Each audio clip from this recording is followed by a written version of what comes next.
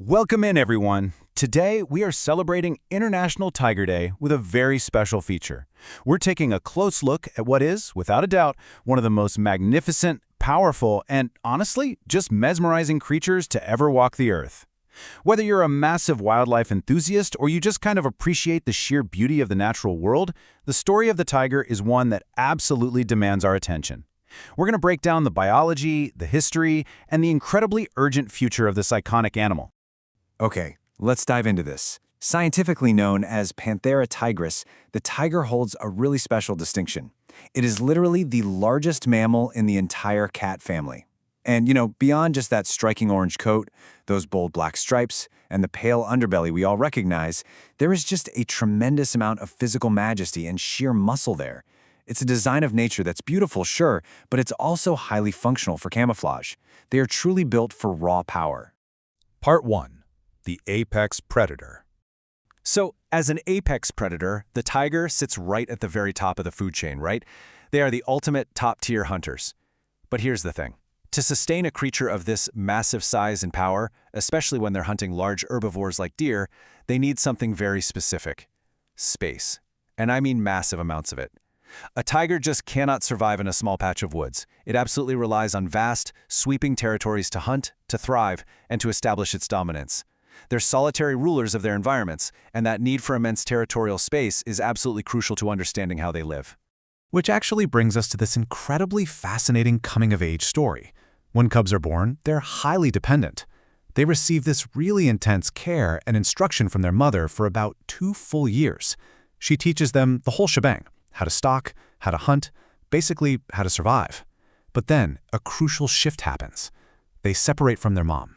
They leave the only protection they've ever known completely behind to face the wild alone. They wander out to carve out and establish their very own solitary territory. It's a tough, lonely existence for sure, but it's exactly how this apex predator maintains its dominion over the land. Part 2. A Shrinking Kingdom. Now, I want you to really look at this number, 93%. It's a stark, honestly almost unbelievable figure. During the early 20th century alone, tigers lost 93% of their historical habitat. Just let that sink in for a second. In just a few generations, nearly the entirety of their natural world was just wiped away from under their paws. And this brilliantly illustrates exactly what that looks like. That massive 93% portion of lost habitat, that represents the forests, the jungles, and the plains where tigers used to roam completely freely, which are now just completely gone to them. Today, they are forced to survive in a tiny 7% sliver of remaining space. It perfectly and tragically visualizes how dangerously little room is left for an animal that, as we just talked about, intrinsically requires massive territories to live.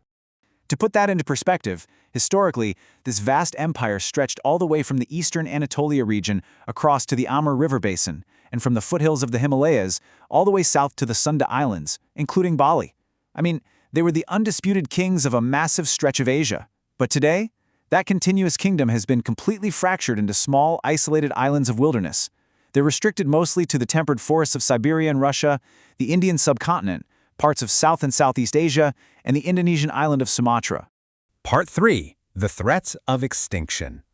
So the really crucial point here is this. Their numbers have dwindled so dramatically that they are officially listed as an endangered species on the IUCN Red List. Their very existence on this planet is actively threatened. And today, India serves as the absolute critical stronghold, housing the vast majority of tigers remaining in the wild. But what exactly is pushing them to the brink? Well, it boils down to a few deeply interconnected threats. First up, deforestation and habitat destruction. As we just saw, we are continually cutting down the very forests they rely on. Second, poaching and illegal hunting continue to be just a devastating pressure on their population. And third, and this is something that is tragically inevitable when habitats shrink, human-tiger conflict. Because of human overpopulation and our constant encroachment into their shrinking 7% of territory, humans and tigers are just crossing paths more frequently. And sadly, these encounters almost always end fatally for the tiger. Part 4. Our cultural icon. Now, what's really interesting about this slide is the sheer irony of it all. Even as we physically push tigers out of their natural spaces, humanity remains completely captivated by them. I mean, they have absolutely taken over our cultural spaces. They're incredibly prominent in our ancient mythology and cultural folklore. Fast forward to today, and we use them as symbols of strength and courage on national flags, on our favorite sports teams. They're constantly depicted in modern movies, art, literature. We completely revere the idea of the tiger in our daily lives. And across vastly different cultures and geographies, the tiger is elevated to the highest possible symbolic status. Just look at this. It is the proud national animal of India, Bangladesh, Malaysia, and South Korea. This magnificent animal is universally respected and claimed as the ultimate symbol of national pride by literally millions and millions of people. Which brings us to the most important question we can ask on this International Tiger Day. We love them on our flags, right? We cheer for them on our sports teams, we tell stories about them in our movies, but as their habitat remains at just 7% and their numbers stay on the endangered list, we really have to ask ourselves, will future generations only know the tiger as a symbol on a piece of cloth, or will we take the action necessary to protect them where they actually belong? In our forests? It's a choice that is entirely up to us.